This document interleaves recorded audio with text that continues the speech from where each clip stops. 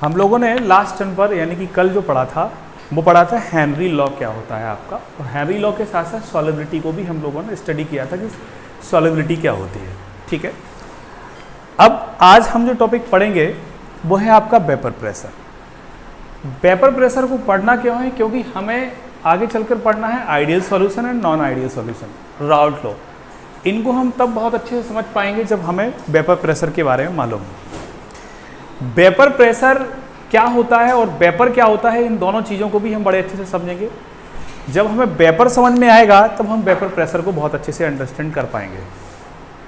ठीक है, vapour pressure क्या होता है आपका, इसको समझने से पहले हम वेपर को देखेंगे कि वेपर क्या होता है आपका। आपने जनरली घर पर तो देखा होगा, हम किसी भी क्या बोलते हैं मटेरियल को गर्म करते हैं तो उससे वेपर निकलती है। किसी भी मटेरियल इन द सेंस किसी भी लिक्विड को गर्म कर रहे हैं, आप दूध को बॉयल करें, पानी को गर्म करें, सब्जी को बनाएं, आप कुछ भी करें, खाना पकाएंगे तो आप देखेंगे वहाँ पर अगर लिक्विड मटेरियल है तो वहाँ से आपका क्या निकलेगी, वेपर निकलेगी आपकी।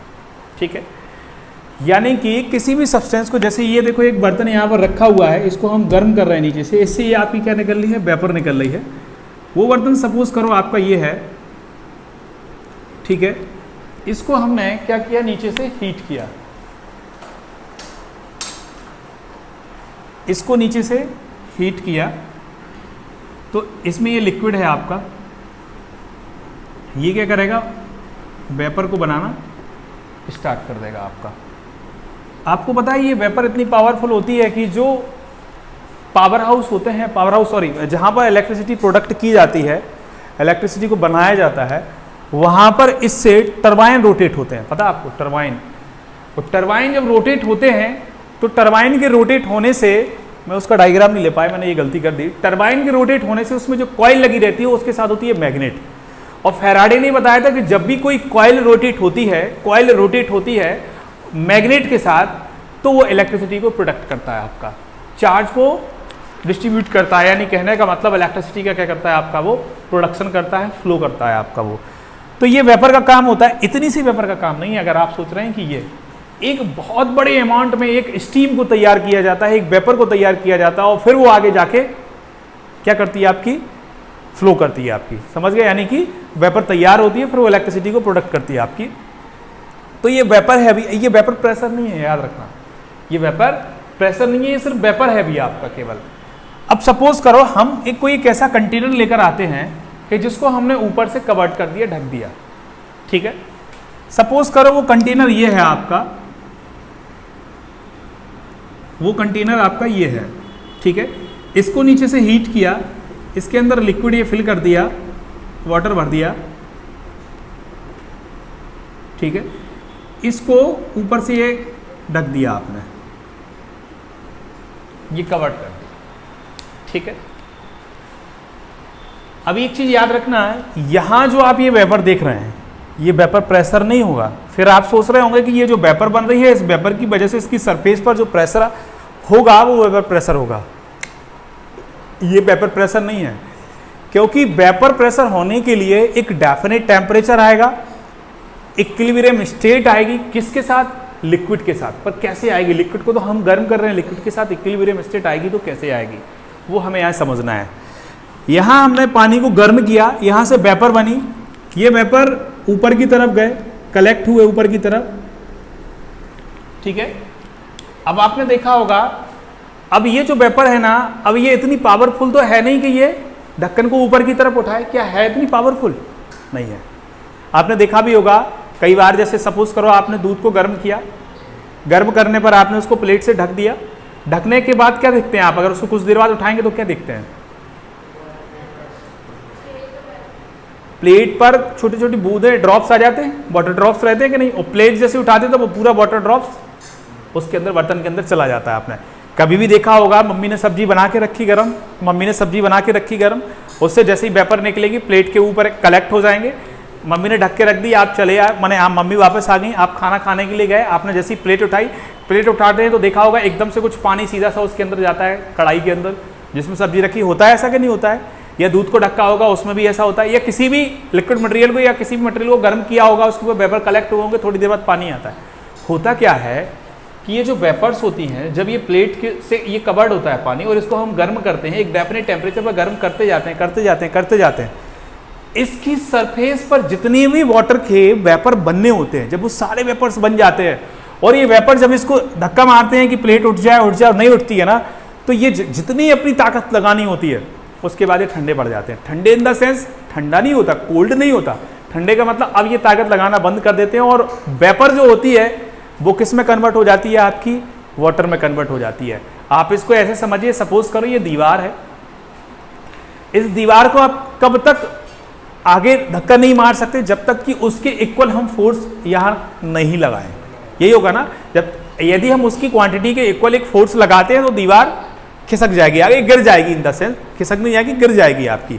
तो होता क्या है, अब उतना अगर सपोज कर हम उतनी क्वांटिटी का फोर्स नहीं लगा पा रहे तो दीवार की जगह कौन गिरेगा, अपन नहीं गिरेंगे, फोर्स लगाने वाला गिरेगा।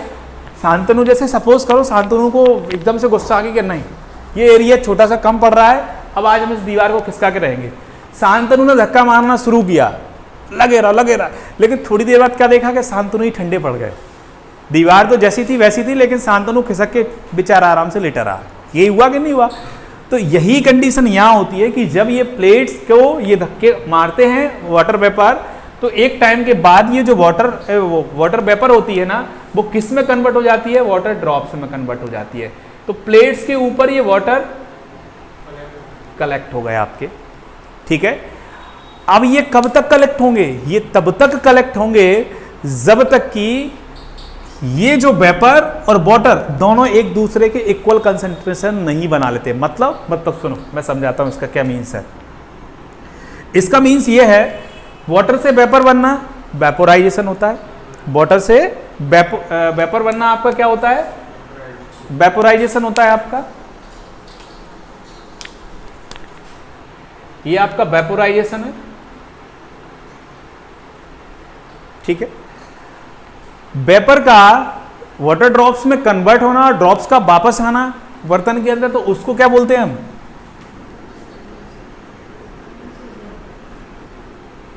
ये बोलते हैं कि नहीं बोलते हैं, कंडेंसेशन। समझ गए बात को? एक टाइम ऐसा आता है कि वेपोराइजेशन रेट और कंडेंसेशन रेट दोनों एक दूसरे की इक्वल हो जाती है, यानी rate of vaporisation and rate of condensation is equilibrium state. समझ गए बात को? यानी कि इस डेफिनेट टेम्परेचर पर जिस पर हम इसको गर्म कर रहे थे, उस पर ये दोनों एक दूसरे के साथ इक्विलिब्रियम स्टेट में स्टेबलिश हो जाते हैं। यानी हम यहां पर लिख सकते हैं क्या, rate of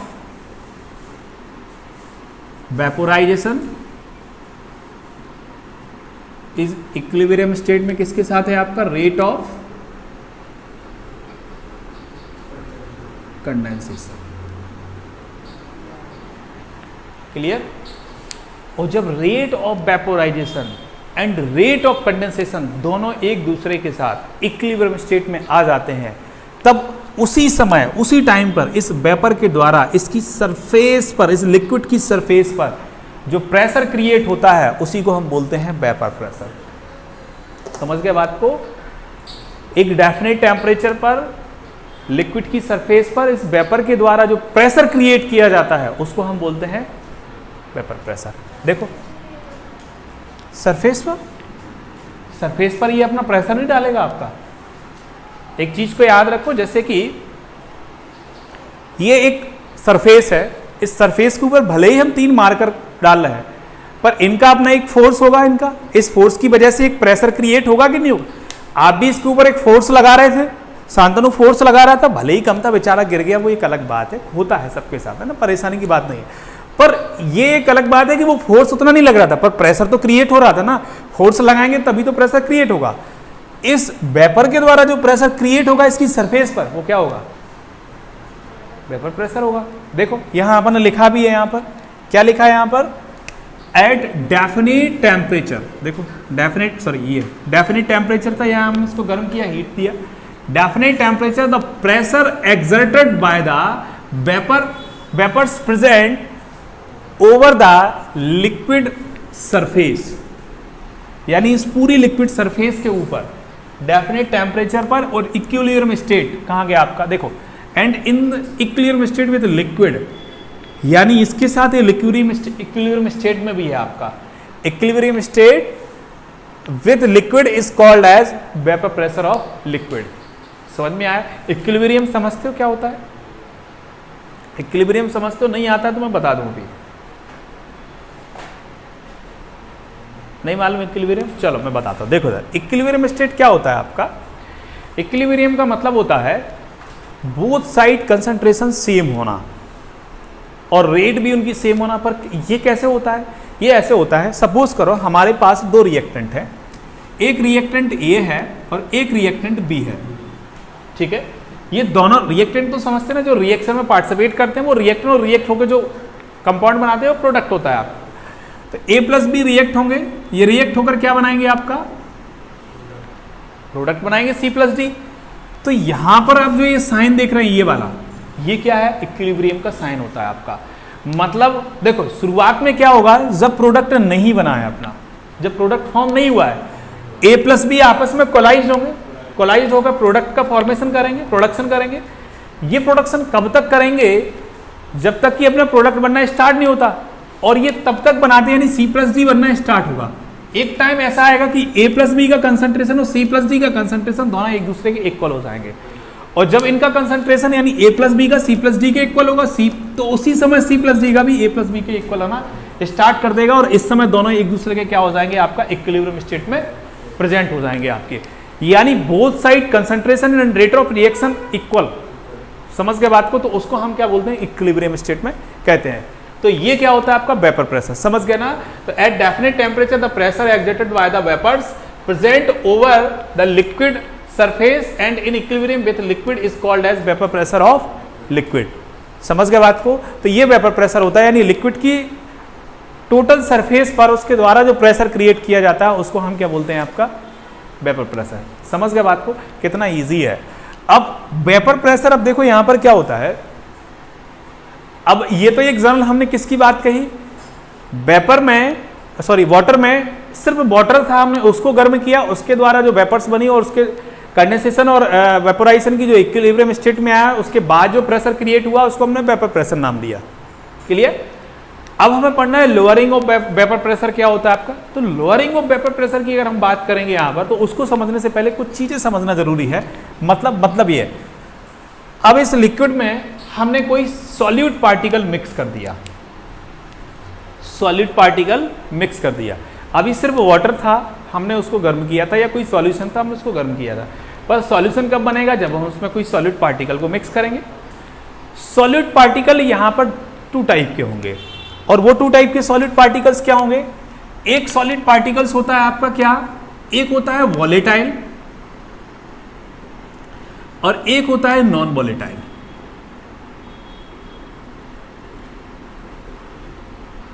volatile and non volatile solute होते हैं। वॉलेटाइल और नॉन वॉलेटाइल सॉल्यूट से मतलब क्या होता है? वॉलेटाइल जो वेपोराइज्ड हो जाए, वॉलेटाइल जो वेपोराइज्ड हो जाए गर्म करने पर, नॉन वॉलेटाइल जिसको गर्म करने पर वो वेपोराइज्ड ना हो। समझ गए ना बात को? वॉलेटाइल का मतलब क्या है? जो वेपर्स को बना ले, वेपोराइज हो जाए, वेपोराइजेशन की प्रोसेस हो उसमें, वॉलेटाइल है। नॉन वॉलेटाइल जो वेपोराइज नहीं होता है। तो इस पूरे चैप्टर में आगे जो हमें पढ़ना है एक्चुअल, वो हमें पढ़ना है नॉन वॉलेटाइल सॉल्यूट। वॉलेटाइल तो समझ में आ गया, जो साथ में वॉलेटाइल हो जाए आप, ठीक है। लेकिन नॉन वॉलेटाइल की हमें यहाँ पर बात करना है, और इस आपके चैप्टर में और सिलेबस में जो है वो केवल यही है आपका। हम इसी की बात करेंगे, नॉन वॉलेटाइल सॉल्यूट के बारे में बात करेंगे। क्लियर? नॉन वॉलेटाइल सॉल्यूट की अगर हम बात करें यहाँ पर, तो देखो क्या होता है नॉन वॉलेटाइल सॉल्यूट। हमने यहाँ पर ये वाटर लिया, वाटर में कोई नॉन वॉलेटाइल सॉल्यूट को मिक्स कर दिया, नॉन वॉलेटाइल सॉल्यूट को मिक्स कर दिया। अब गर्म करते हैं तो वेपोराइजेशन की प्रोसेस होती है, तो उसको देखते हैं आगे क्या प्रोसेस होती है। अब सबसे पहले ये देखो, अभी हमने सिर्फ वाटर को अकेला गर्म किया, तो वाटर को जब अकेला गर्म करते हैं तो इस समय जो सॉल्वेंट होगा वो कैसा होगा? प्योर सॉल्वेंट होगा, क्योंकि उसके अंदर कोई इंप्योरिटी या कोई सब्सटेंस या कोई सॉलिड उसके अंदर मिक्स नहीं है। तो वो क्या होगा आपका? प्योर होगा, एकदम प्योर होगा। शांतनु के नहीं होगा प्योर, वो क्या बोलते हैं शांतनु, समझ में आ रहा है? ठीक है, बहुत बढ़िया। तो प्योर होगा एकदम। और जब प्योर होगा तो इस समय इसका जो प्रेशर होता है आपका, इसका जो प्रेशर होता है, यानी कि हमने कल आपको बताया था किसी भी सॉल्यूशन के अंदर दो कंपोनेंट होते हैं, एक सॉल्वेंट होता है, एक सॉल्यूट होता है। सॉल्वेंट को किससे रिप्रेजेंट करते हैं?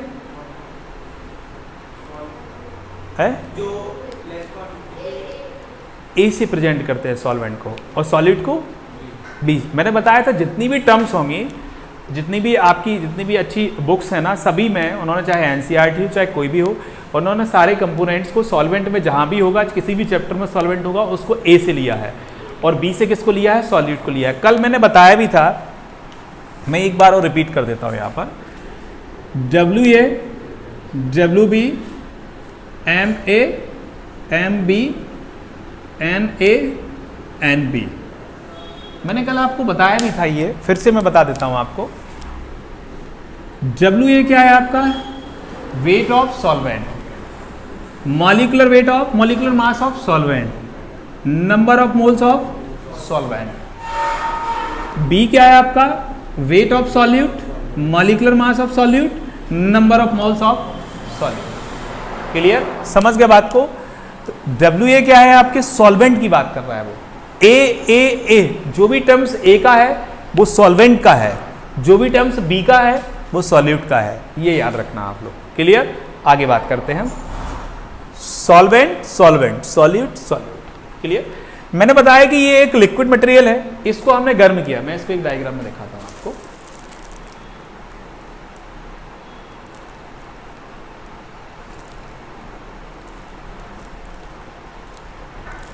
एक सेकंड, मैं इसी को बताता हूँ। लोअरिंग ऑफ वेपर प्रेशर क्या होता है, देखो।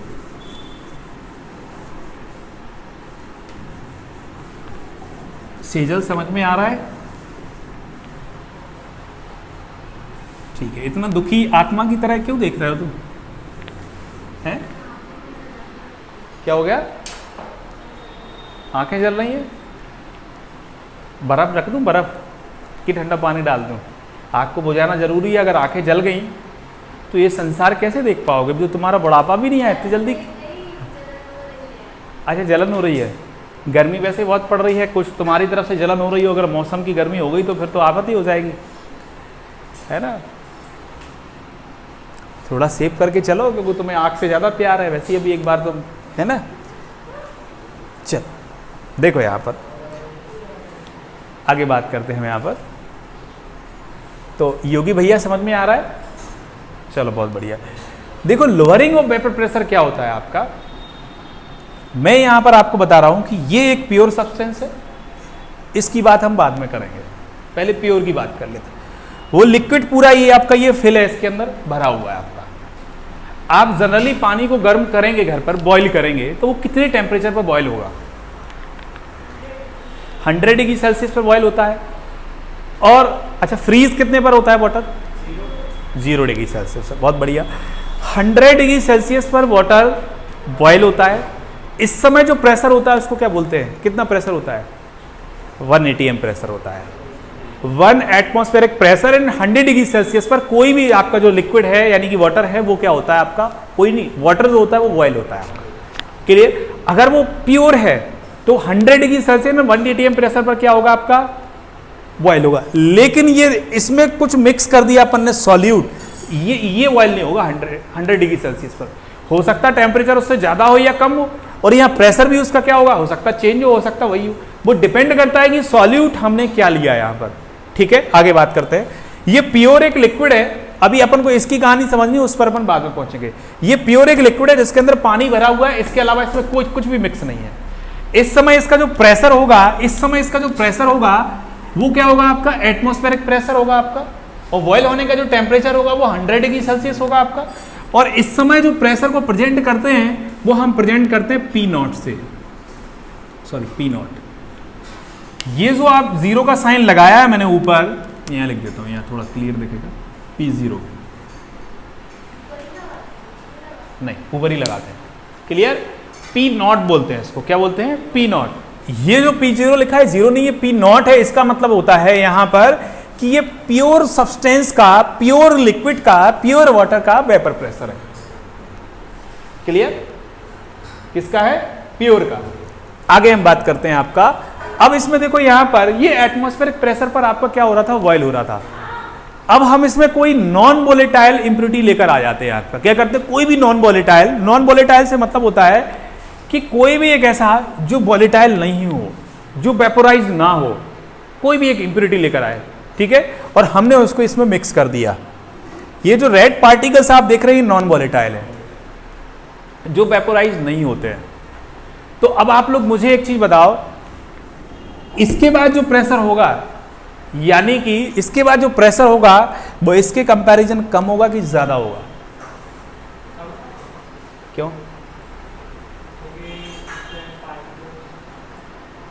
पार्टिकल्स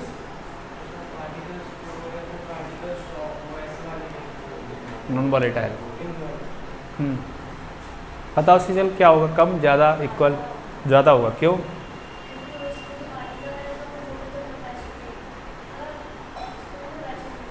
नहीं, वो सही कह रहा है, लेस होगा, कम होगा। कम क्यों होगा? सिंपल सी बात है, वो नॉन वोलेटाइल है। जब वोलेटाइल है नहीं तो वो वेपर्स नहीं बनाएगा, और वेपर्स नहीं बनाएगा तो प्रेशर कहां से क्रिएट होगा? किसका? वाटर का। देखो मैं समझाता हूं, इसको क्लियर करता हूं। सपोज करो वो सरफेस ये है, ठीक है, वाटर की सरफेस ये है, इसका हर एक पॉइंट वेपर बनाने के लिए तैयार है। ये जितने भी मैंने एक्स्ट्रा डॉट्स ये लगाए हैं, ये सपोज करो सभी जगह से आपका वेपर बन रहा है, आपका सभी जगह से, ठीक है। हमने इसमें क्या किया, नॉन वोलेटाइल सॉल्यूट मिक्स कर दिया, वो यहां आ गया, यहां आ गया, यहां आ गया, यहां आ गया, यहां आ गया, ये सभी जगह उसने अपने आप को स्टैब्लिश कर लिया। जब वो सभी जगह अपने आप को स्टैब्लिश कर लेगा तो एरिया कौन सा बचा? खाली ये वाला बचा, ये बचा, ये बचा, ये बचा। तो अब वेपर्स कहां से बनेंगे? अब वेपर्स बनेंगे केवल और केवल कहां से? जो स्पेस खाली है, क्योंकि ये एरिया तो नॉन वोलेटाइल ने कवर कर लिया, और नॉन वोलेटाइल ने कवर कर लिया तो वहां से वेपर्स कहां से आएंगे?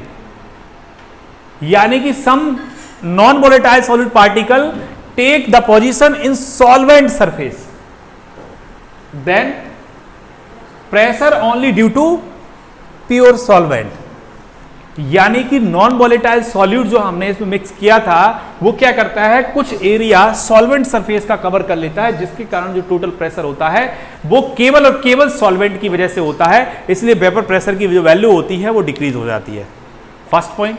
सेकंड पॉइंट, अब ये जो प्रेशर होगा, टोटल प्रेशर की अगर हम बात करें इस पूरे सॉल्यूशन की, वो पहले के कंपैरिजन कम क्यों आएगा? पहला रीजन तो मैंने आपको दे दिया, क्योंकि वो सॉल्वेंट की सरफेस पर कुछ जगह एरिया को कवर कर लेगा, कुछ एरिया अपना कवर्ड कर लेगा, जिसकी वजह से सॉल्वेंट पार्टिकल्स का जो पहले के कंपैरिजन वेपर बन रहा था, पहले जो वेपर बन रहा था उसके कंपैरिजन कम वेपर्स क्रिएट होंगे, तो वेपर्स प्रेशर भी डिक्रीज होगा। सेकंड रीजन ये होता है कि जो सॉल्यूट हमने इसमें मिक्स किया वो नॉन वोलेटाइल है, और नॉन वोलेटाइल है तो फिर किसके कारण केवल और केवल किसके कारण वेपर प्रेशर होगा? सॉल्वेंट के कारण, क्योंकि सॉल्यूट पार्टिकल तो वेपोराइज हो नहीं रहे। तो भी आपका ये दो रीजन है, पहला उसके एरिया को कवर करना, दूसरा केवल सॉल्वेंट का प्रेशर होता है, इसलिए आपका वेपर प्रेशर पहले के कंपैरिजन कम होता है। और जो इम्प्योर, इसको इम्प्योर भी कह सकते हैं, या फिर हम ये कह सकते हैं कि पार्शियल प्रेशर। पार्शियल प्रेशर क्यों कह सकते हैं? इसलिए कह सकते हैं क्योंकि अब प्रेशर पूरे सॉल्वेंट की वजह से नहीं है, प्रेशर पूरे सॉल्वेंट की वजह से नहीं है, प्रेशर केवल और केवल जितना बचा हुआ सॉल्वेंट का एरिया है उसकी वजह से प्रेशर है, इसलिए इसको हम पार्शियल प्रेशर कहते हैं। पार्शियल का मतलब समझते हो ना?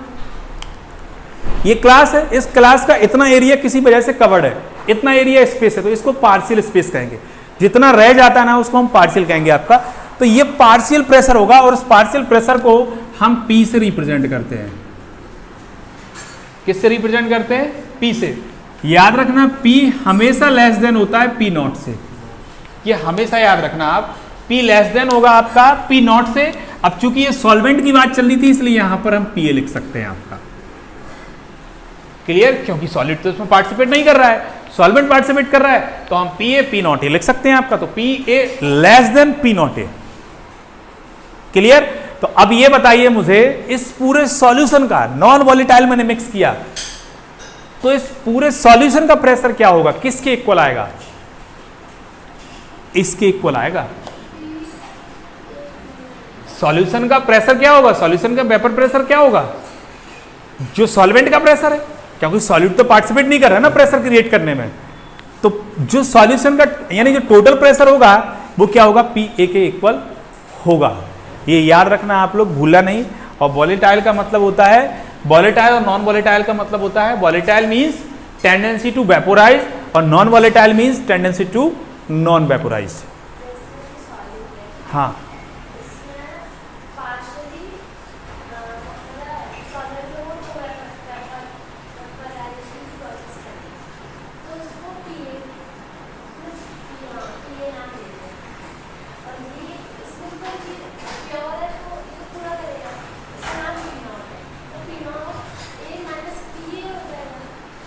हाँ, उससे निकाल सकते हैं अपन, बिल्कुल समझ गए बात को। तो इस तरीके से हम प्रेशर को निकाल सकते हैं। ये होता है आपका लोअरिंग ऑफ वेपर प्रेशर। ये इन्होंने एक डायग्राम में और दिखाया है कि एटमॉस्फेरिक प्रेशर पर कैसे इनका लोअर वेपर प्रेशर। देखो यहां पहले जो वेपर्स बने, देखो यहां देखो विद्यार्थियों, यहां देखो, यहां देखो आप, ये जो लिक्विड हम गर्म कर रहे हैं ना, यहां पर जो वेपर्स बने हैं देखो कितनी ज्यादा क्वांटिटी में, और यहां जो वेपर्स बने वो कम क्वांटिटी में, क्योंकि आप ये जो साइन देख रहे हैं ना, ये इसमें क्या मिक्स कर दिया आपका,